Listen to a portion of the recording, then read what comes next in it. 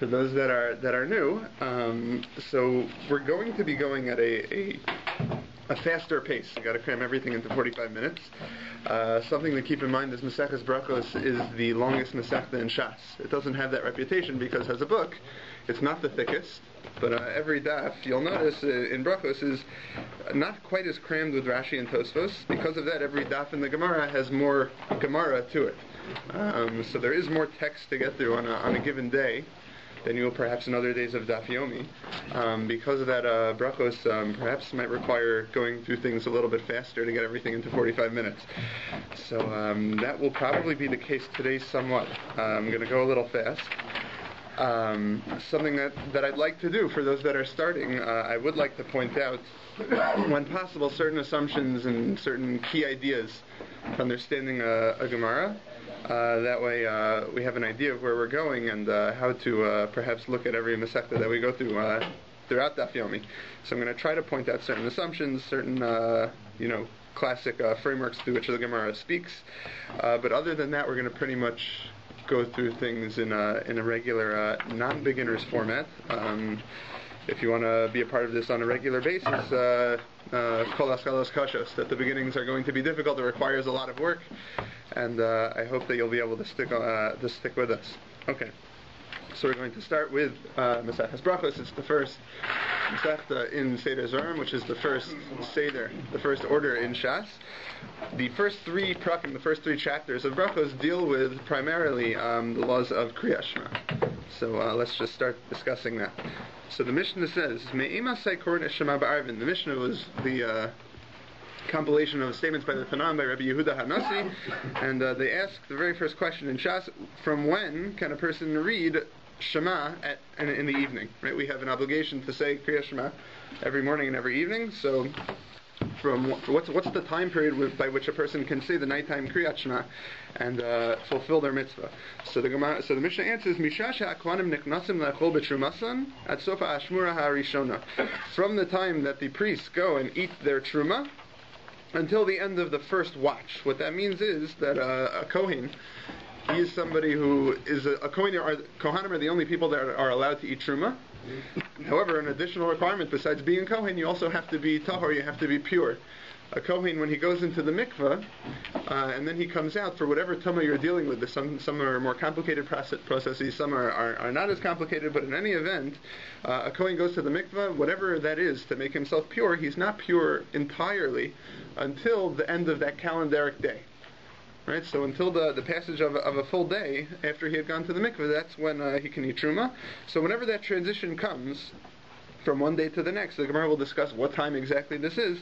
That's when a Kohen can eat truma, and that's also when one can begin reciting Kriyat Shema and fulfill their mitzvah. And that's until the end of the first watch of the night. What that means is, the Gemara is going to elaborate, the night can be broken down into 3 or perhaps 4 parts, and at the end of part 1, whenever that will be, we're going to discuss this in the Gemara as well, that's going to be the latest time by which one can say Kriyat Shema, and that is according to Divrei Rabbi Eliezer. That's the opinion of Rabbi Eliezer, that's the time frame that you have. The sages, however, say ad chatzos, that you don't have until the end of the first ashmura, the first watch, you have until midnight. Midnight doesn't mean 12 a.m., obviously. Midnight means from the beginning of the evening, whenever we determine that may be, and the end of the evening, so halfway between there, that's when a person is able to say Kriyat Shema. Rama Gamliel says, Ad sheyale amud hashakar. He says until the light of the dawn rises. What that is known as, that's the term that we usually use, we call it alos hashakar. From a technical perspective, how to define that term is also complicated. Some will tell you 72 minutes, some tell you 90 minutes. Most accurately, it's when, in terms of practical halacha, it's when the sun is 16.1 degrees below the horizon. If you want, for example, that could result in more than 70 minutes, more than 90 minutes. Today, for example, I have alos is at 4:24. 4:24 a.m. was alos hashachar, whereas sunrise is at 6:08. So it could be a much wider gap, even than 90 minutes, depending on the length of the day. But it's a certain amount of light that comes into the world before the sun actually reaches over the horizon. Okay, so that's the latest time, basically, until the morning. Rabbi Gamliel says you have to say Kriyat Shema. Maaseh, you have a Maisa, an incident that happened. This is usually a story that comes to teach us a certain point. So you have Maisa Uvanu Vanu Mi Beis Hamishte. Rabban Gamliel's kids came back from a party. So they came from a wedding or something like that. Amrulo, they said to him, Lo Karinu Es Shema. They said, we didn't read Kriya Shema yet. It's past Chatzos apparently. What can we do? This is a situation that could happen very often. Lahalacha. You go to a wedding, let's say, you daven Marav early. Right, so you didn't say Kriyat Shema at the appropriate time. You have to say it again when you come home. But you come home, it's already past Chatzos. Chatzos tonight is at 1:23 a.m. So let's say a person gets back from a wedding and they realize, oh, I didn't say Shema. What should I do? So they asked Rabbi Gamliel, what should we do? Amar Lahem, he said to them, Im lo ala Amud HaShachar, as long as Amud HaShachar hasn't come yet. If it's not the next morning, right? It's not dawn. Chayavim atem likros. You are still obligated. You still have a requirement to read Kriyat Shema. Below Zubel Vadamru, and it's not just with regards to this statement of the sages that I would tell you still do it even though Chatzos has passed, and the Chachamim would say you've missed your deadline. Ela kol mash amru Chachamim mar Chatzos, any situation in which the sages said you have until midnight, mitzvasan ad sheyal amar hashachar. The real requirement is that you say it before the end of the morning. That you say before the beginning of the morning. My apologies. In other words, what Rabbi Gamliel is saying is that when you deal with a mitzvah on a deoraisa, on a biblical level, such mitzvahs never have their ending point at midnight. Anytime the rabbis tell you it's at midnight, that's an additional rabbinical restriction. And therefore, if you're a person who for whatever reason wasn't able to fulfill that rabbinic restriction, to finish by chatzos, to finish by midnight, so then, okay, you missed the mitzvah derabanan perhaps, but still try to get that mitzvah deoraisa, where you still have the other half of the night to accomplish it. Okay. He goes on to give other examples of where this principle applies. Just a quick question. When Gamliel said till Alayhi Sashaka, why didn't the sons understand what he said? Why did they have to ask him? It could be that they were saying we want to be Yotze to the Chachamim Shita, which is even though their father paskin one way, they wanted to paskin like the majority. Or alternatively, it could be some Rishonim say that Rabbi Gamliel actually holds just like the Rabbanan. He also holds that there's a rabbinical mitzvah you should finish before Chatzos, but he wants to emphasize: listen, there is a biblical mitzvah that's that this rabbinical mitzvah is being overlaid upon. And we want to try, of course, to finish before Chatzos, but if you don't, know that you could still catch the mitzvah da'araisa. And they're asking him, what should we do? Anyway, so now Rabbi Gamliel gives other examples of where this principle applies. When you want to burn the fats and limbs of various karbanos, right? A carbon, in order to be considered completed for the sake of getting it into the day, has to be its blood has to be sprinkled onto the altar before the night falls. But after that's done, the actual burning of the limbs and parts of the carbon, that can be done even into the night. But how far into the night can it be? So really, Rabbi Gamliel says it could be done until the end of the evening. It might be that there's a mitzvah derabanan, according to some Rishonim, that you want to finish it before Chatzos, before midnight. But the biblical mitzvah is you have to finish it before the end of the night, not just not early and before midnight. Okay. So then, let's say I have a carbon that has a day and an evening to be eaten. The mitzvah d'oraisa for such karbanos is it has to be eaten before dawn.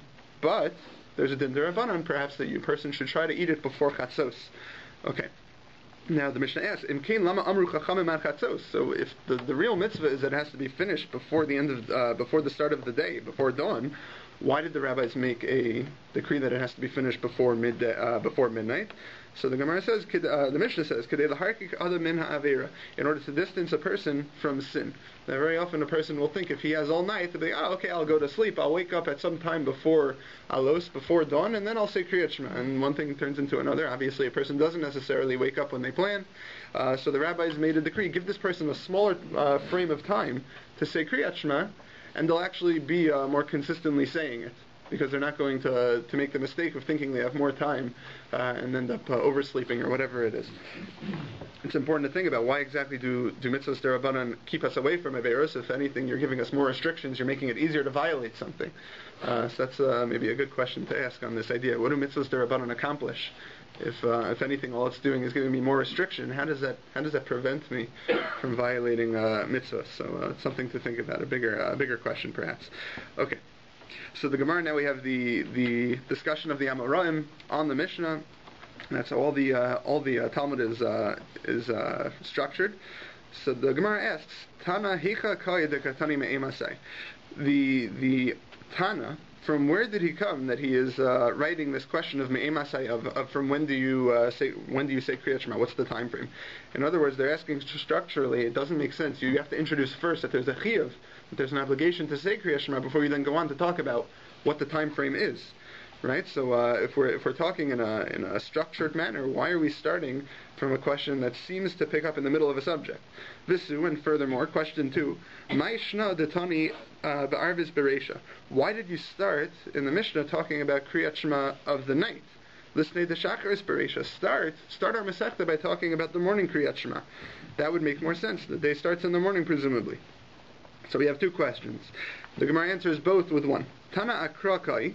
First of all, the Tana, the author of the Mishnah, he was basing himself off of a pasuk.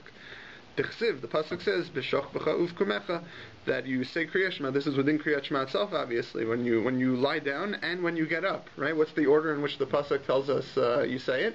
When you lie down at night and when you get up in the morning. So we're going to start talking about the nighttime Kriyat Shema, and also that answers question 1 apparently by saying, you want to know what our source is for why we're talking about Kriyat Shema? It's this pasuk.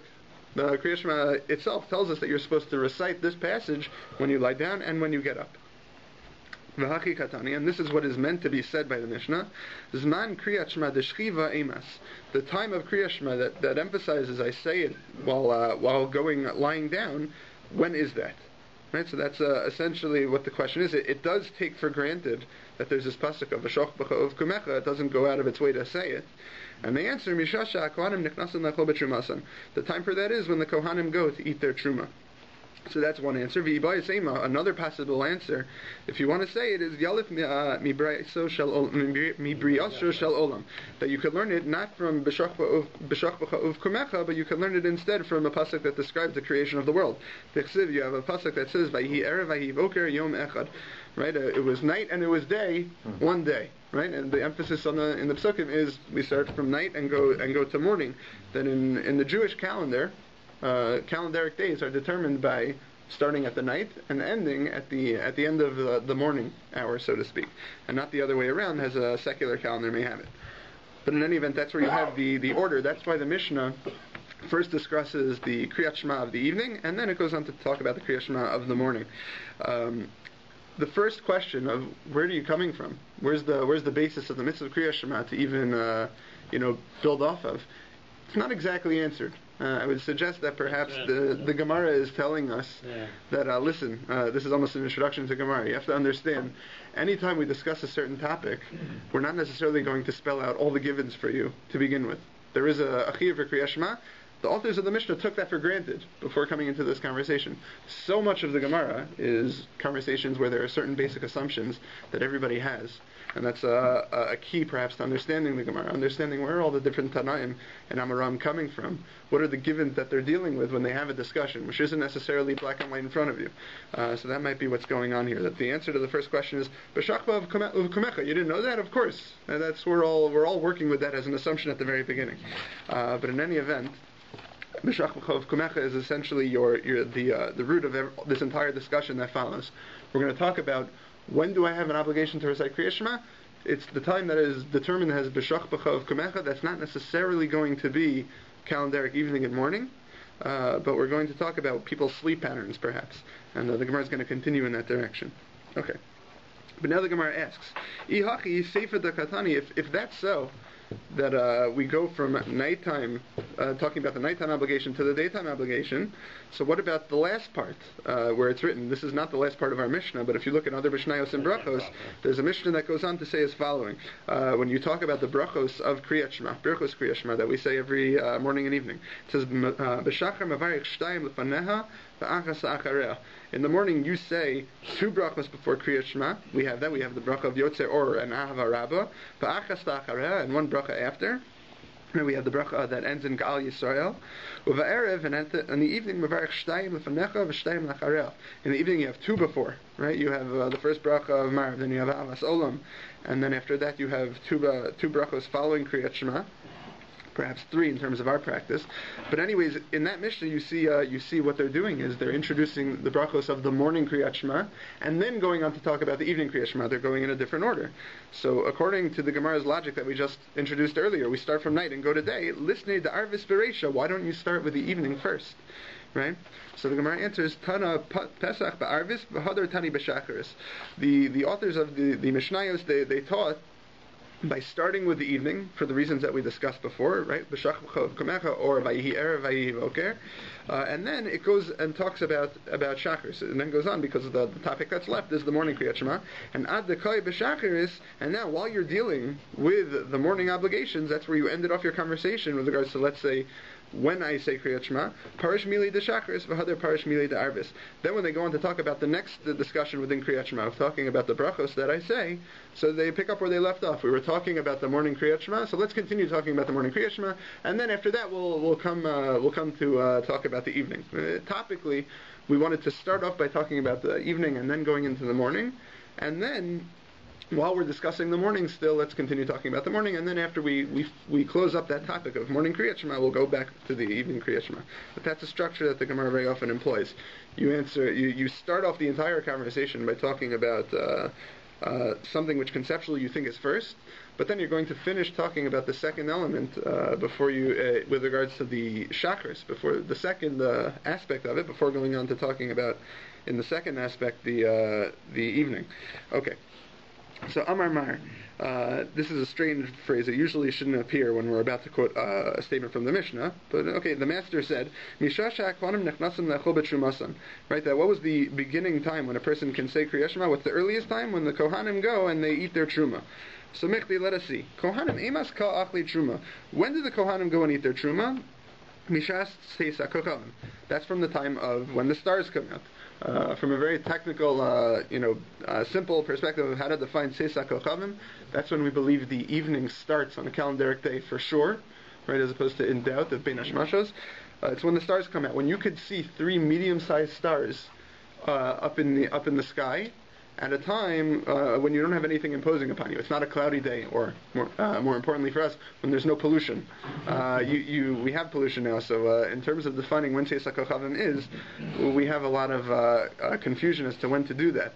But let's say from a technical perspective, when the human eye could see unimpeded 3 medium-sized stars, what is that, 72 minutes or something earlier, so okay, that's not something we're going to get into now. But Seisa Kochavim, that's when the evening begins, that's when you could start saying Kriyat Shema.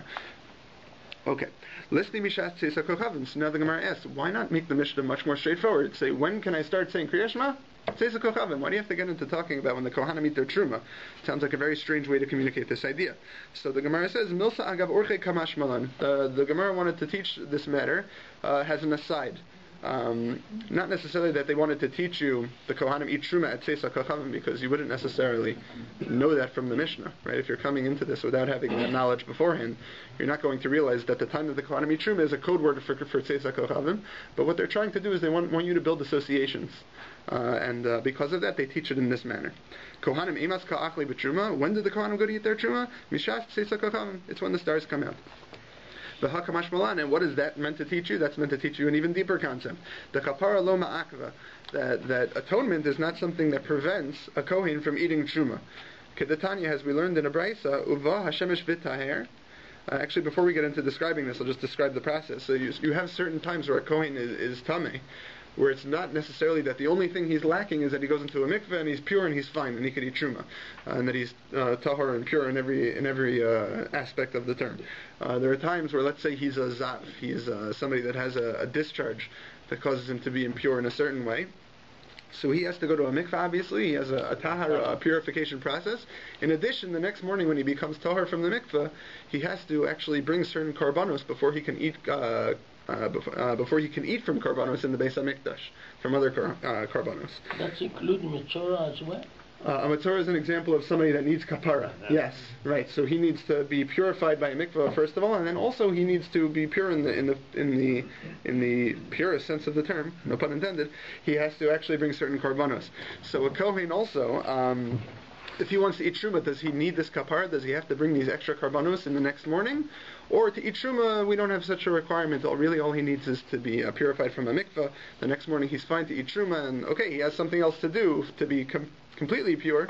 But to eat truma, he's good enough at this point. So we're going to say he's good enough. He doesn't need the additional level of kapara to eat truma.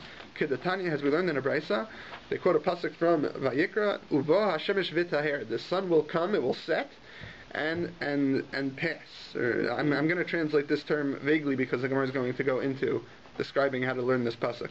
But Bia Shimsho Ma'akvaso Milechol B'Truma, the going of the sun, that is what prevents him from eating truma. But this pasuk teaches us it's only that, and kapara is not something that prevents him from eating truma. The fact that he needs atonement by bringing a carbon the next morning, that's going to stop him from certain things, but not from the eating of truma. He could eat truma in that evening immediately.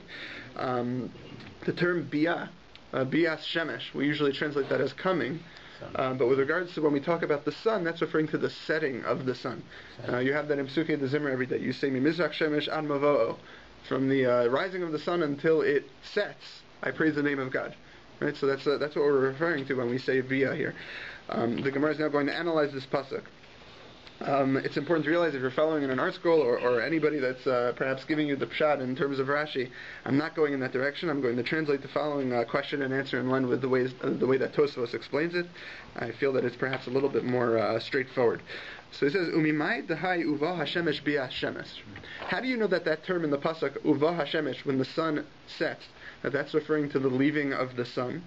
V'hai vitaher, and that pasuk of and that word in the pasuk of vitaher, completion of the sun being purged, tahar yoma, that it's referring to the day leaving.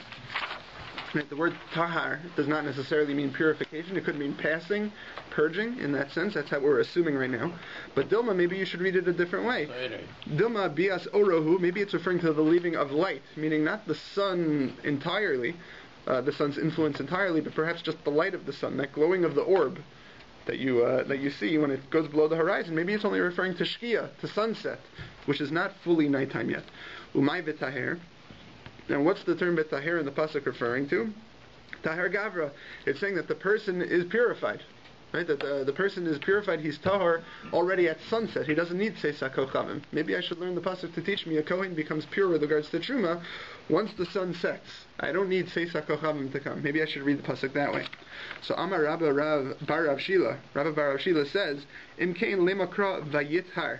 Then the pasuk should have said, and he will be purified. Right? You have the same words of description without any split being described in the pasuk.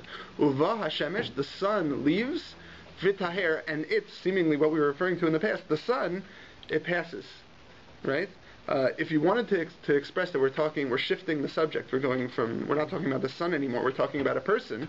You would have said v'yitar, and he is now purified. The fact that we didn't have that shift of v'yitar, we just said v'taher. Right, that we're referring to the same object, so the sun sets and it is purged, it completes the day. So that's how we want to read it. My vitaher, what must vitaher mean? Tahar yoma, that it's the passage of the day. Kida amrei inche, and it's like people say as an Aramaic figure of speech apparently. Ari of shimsha, the sun has passed, v'idake yoma, and past has the day. The day is completed. Right, so at Seisa Kochavim, when the calendaric day officially changes, that's going to be when the next evening begins. That's when a kohen can eat truma, not any earlier than that. That shows us how we're supposed to read this pasuk. Okay, so that's one way of looking at it. But Ma'arava, in the west, in Eretz Yisrael, as opposed to in Bavel, where they had this previous discussion, so had the Rabbi Bar Rav Shila lo shmielu. They never heard this answer of Rabbi Bar Shila of how to read the pasuk. Uva ulam ibaya, and they ask the same question, and they answer it differently. Hi uva hashemesh bi hashimshohu umay v'taher tahar yoma. When we talk about this pasuk, uva hashemesh v'taher, right? The sun comes, the sun passes, right? That's referring to the sun, and v'taher is referring to the completion of the day. Is that one way of looking? That's one way of looking at the pasuk, but maybe I shouldn't read it that way. O Dilma, perhaps I should read it as follows: Bias orohu, it's referring to the leaving of the light, right? Shkia. Umay v'taher tahar gavra, and the purification is referring to a person becoming purified. Bahadar pashu lami brisa. They come and they answer it from a brisa. They take a different approach as to how to understand the pasuk. They take a brisa, another statement of the Tanaim, and use it to inform the reading of the pasuk. They say mitakatani ba brisa. You have a brisa, statements of the Tanaim that are not in the Mishnah, but also with almost the same amount of authority. And it says as follows: Siman ladavar, a sign for this matter of a Kohen being able to eat truma is what? Teisa kochavim. It's when the stars come up. So Shema Mina biyashim shohu. So you know that Chazal, the people that said when a Kohen could eat truma, they said it's Teisa kochavim. They must have read this pasuk to be referring to the leaving of the sun entirely. Umay v'taher, and the word v'taher in the pasuk, what's that referring to? Taher yoma, the completion of a day. So, and then the Shema Mina. They don't say Shema Mina, but that's a proof. It's interesting, you know, that there's two different ways of going about how to explain a pasuk between the Babylonians and the Yerushalmi people. In Bavel, they seem to look internally in the pasuk. They wanted to see how exactly does this. How do I know through the pasuk itself how to read it? Right. So Rabbi Bar Rav Shila, he said, listen, it would have said it in a different way if it was trying to communicate, let's say, the Shkia person being purified aspect, right? So they answered it internally. From Eretz Yisrael, their approach was, listen, we know we have a tradition that the Tanaim said certain halachos. When they say certain halachos, it must be that they read the psukim in certain ways, and that's what our tradition is to read the pasuk. You have different ways of approaching it. They're both valid, and they're both going to be employed both by the Yerushalmi and the Bavli in different ways. Why don't we write it from our Mishnah, the first statement? Right, so I think our Gemara in Bavel, they weren't satisfied apparently with reading it from the Mishnah. Our Mishnah certainly seems to indicate that. Well, it says when does Arvis Krishma start? Has to be at night, not in the morning. It's not Arvis. Not necessarily, then. No. So we said earlier, you could read the pasuk to suggest that maybe the Kohanim eat their truma at Shkia, when the calendaric day is not completely over yet, but there's already the beginnings of the transition that maybe they could already eat then. Right? We weren't sure how to read it. Our Mishnah wouldn't necessarily help us in that regard. It says when the Kohanim eat their truma. When did the Kohanim eat their truma? Our Mishnah internally doesn't tell us what time that is. No, but if it's the next day, that's not Krish Mishalavas anymore. We're trying to... that's a good point. The same right from the price, we have a right from our Mishnah. You're saying if the calendaric day doesn't change until Teisa Kochavim, how could you possibly be Yotzei your Kriyash Mashal Arvis? In the morning. In when still the previous day. So the answer is, and this is important, what we're talking about, Kriyash Ma doesn't necessarily correspond to the calendaric day. Like we said earlier, B'shach B'chov Kumecha, it's when sleeping patterns are determined. People might go to sleep before the end of the calendaric day, and that's fine, right? So we're going to see other shitos later on that seem to suggest that even before Tseis, you could be Yotzei Kriyat Shema. Okay, so that's the end of that discussion in the Gemara. What are we up to here? So Amar Mar. So now we're going to quote again from the Mishnah. Again, that's the beginning time of Kriyat Shema when the Kohanim go to eat their truma, which we've defined as Teisa Kochavim now. So Uraminu, I'm going to ask you a question from an equally authoritative source. Usually this is a question on a Mishnah that comes from a Brisa, another statement of the Tanaim, which has almost the same level of authority, and we have to square the two sources with each other. And we have a little bit of a contradiction that we're going to see. There's a brayso that says the following: when can you begin saying the nighttime Kriyat Shema, or when do you say Kriyat Shema in the evening? A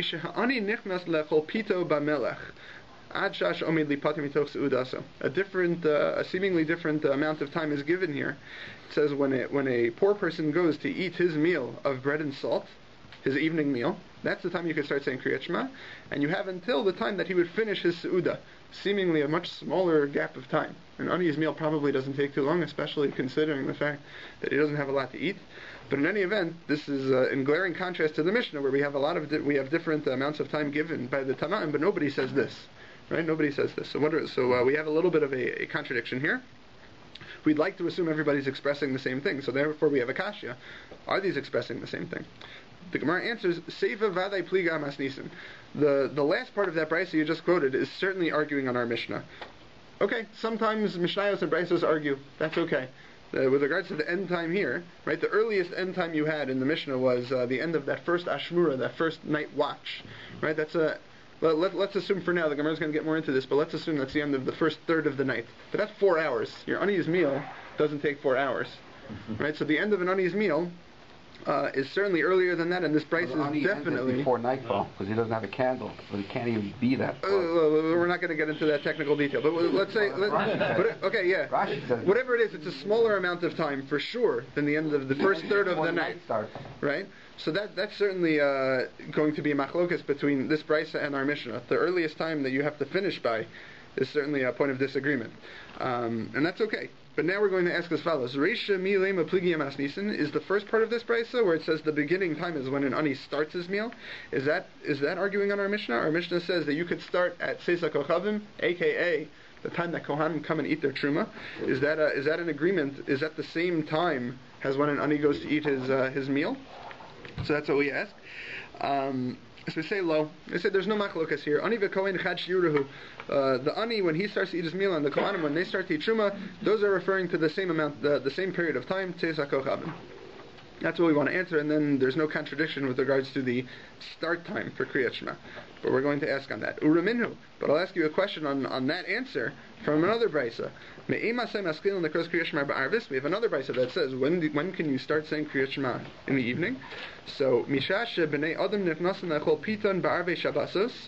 is from the time when people come to eat their meal on the evenings of Shabbos. Divrei Rabbi Meir. That's Rabbi Meir's shita. That the Shabbos element is important because it's not when people typically start their meal. Whenever you want to start, you get involved in meal preparations, and that takes a certain amount of time before you could actually sit down and eat. On Shabbos, everything's prepared already beforehand, so this is an earlier time than the standard weekday beginning of a meal. It's going to get a little confusing as we go into the Gemara because you're going to see a lot of different shitos, a lot of different opinions being expressed as to when a person can begin Kriyat Shema. Keep in mind, lahalacha, we assume like our Mishnah Tzeis HaKochavim is when we begin Kriyat Shema. You're going to see a lot of different shitos, however, being expressed. But in any event, Rabbi Meir says it's when people start eating their meals on a Friday evening. The Chachamim say, when the Kohanim merit to be able to eat their truma, right? And Siman Ladavar, and when do you know that time is? When can Kohanim go and eat their truma? That's when the stars come out. We're going to go on a little bit of a tangent in the next sentence, but before we go on, I just want to emphasize, why is this a question? The Gemara seems to think that here you have an example of where the Kohanim, when they go to eat their truma, aka Tzeis HaKochavim, that's a time that's different from when an ani goes to eat his meal. Why do they assume that? Because they assume an ani eating his meal, that's the same time that your ordinary family starts their meal on a Friday night. Right? So they're saying, look, these are being listed as two different opinions.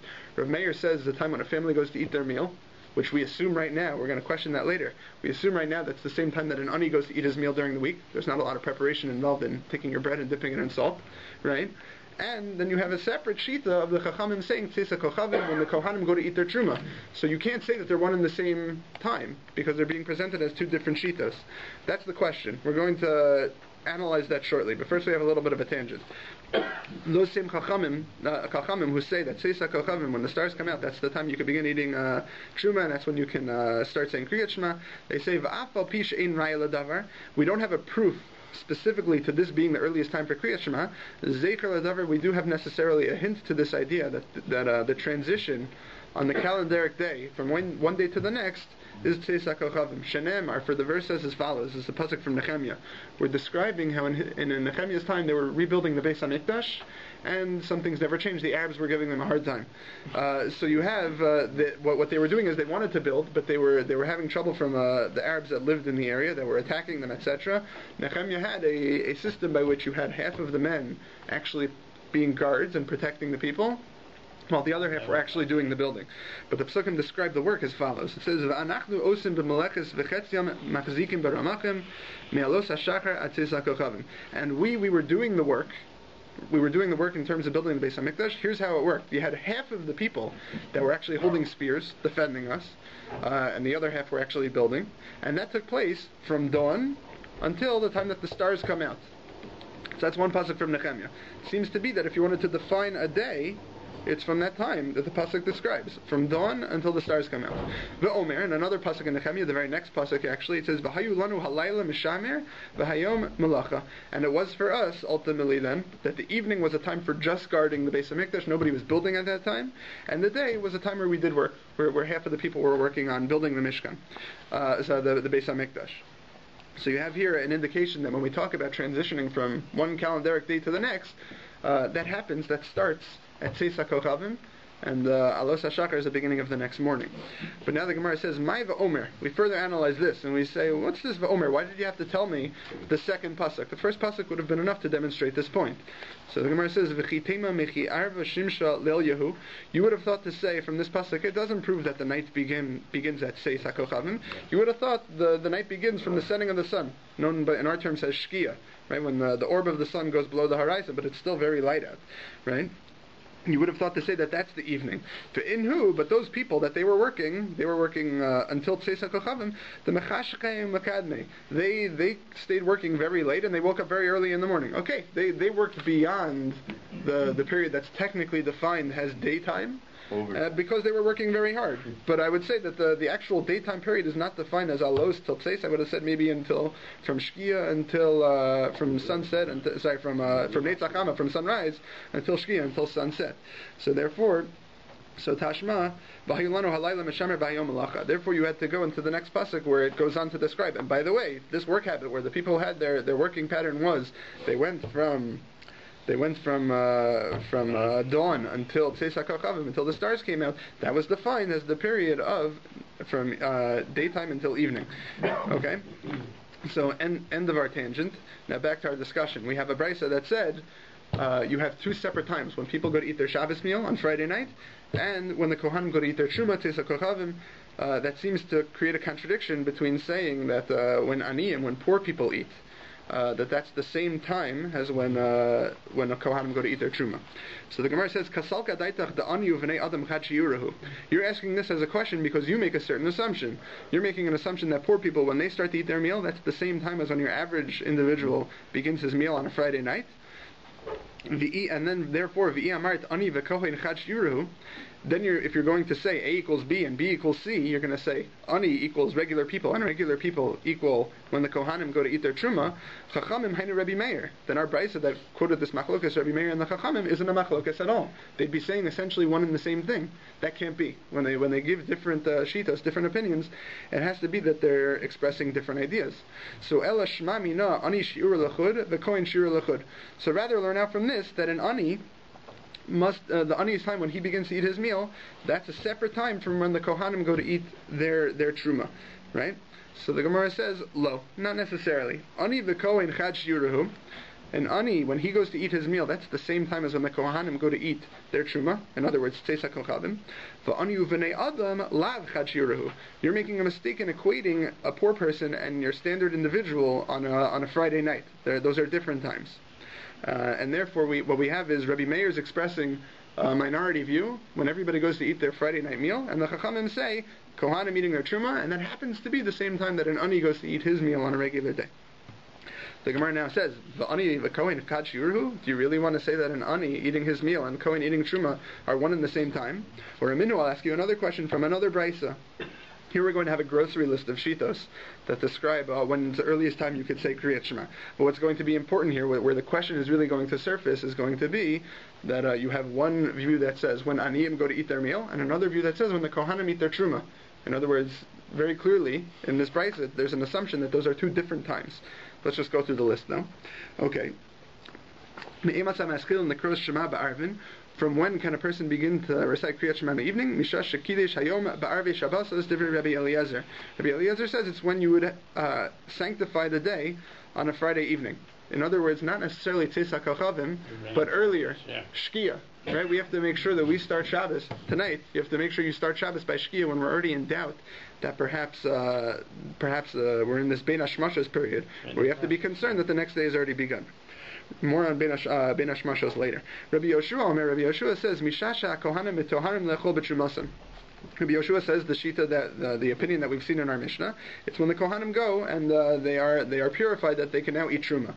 Rabbi Meir says, Mishasha Kohanim tovlim lechol b'trumasam. This is when the Kohanim go to actually immerse themselves in a mikveh in order to later eat their truma. Tangential question right now. Amar lo Rabbi Yehuda asked on Rabbi Meir, Kohanim b'od yom heim tovlim. Don't Kohanim have to go into the mikveh when it's still for sure daytime? right? That's the only way the tahara is going to work for the following evening. Okay, that's the end of that question. We're not going to answer it now. We're going to come back to that later. Rabbi Chanina Omer, another opinion of when's the earliest time to say Kriyat Shema, Misha she'ani nichnas lechol pito b'melach. When a poor person goes to eat his bread with salt. Ding ding. That's our question. Already that's where the question surfaces.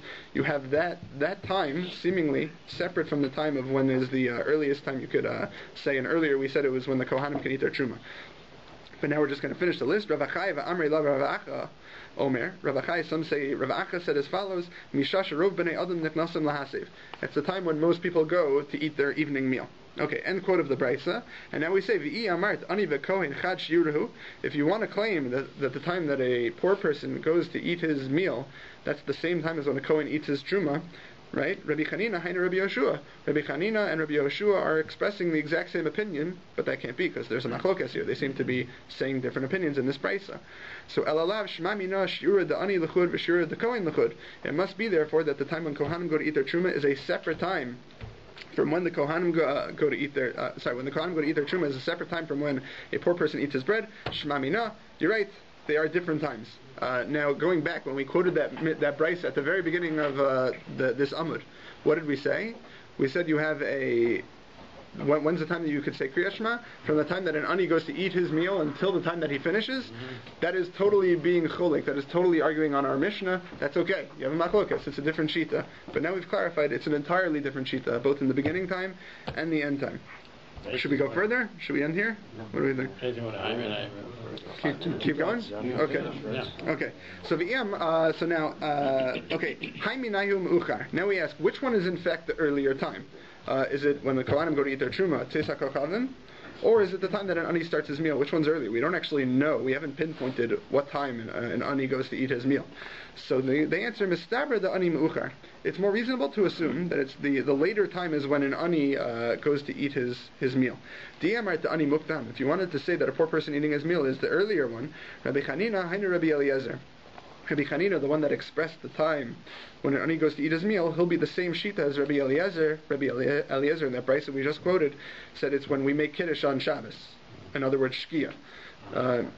Not necessarily this is true, but they assume that if one shita says before Tzeis HaKochavim, it's not as likely that Rabbi Chanina, the other shita expressing ani, eating his meal, that's also going to be earlier than Tzeis HaKochavim, because that already is a little bit of a chiddush. To say that saying Kriyat Shema could be done before Tzeis HaKochavim. So they're not necessarily they wouldn't necessarily be expressing the same shita. I could have two different times that are both before Tzeis HaKochavim. But in other words, we're assuming that Rabbi Chanina, when he's describing an ani eating his meal, it's probably a time later than Tzeis, in order not to be the same level of chiddush that Rabbi Eliezer is saying. Elalav Shema Mina the ani me'uchar. It must be that you can learn from there that an ani's time when he eats his meal is later than Tzeis HaKochavim. Shema Mina. You see from there that is the case. Okay, so we'll end here. Everybody.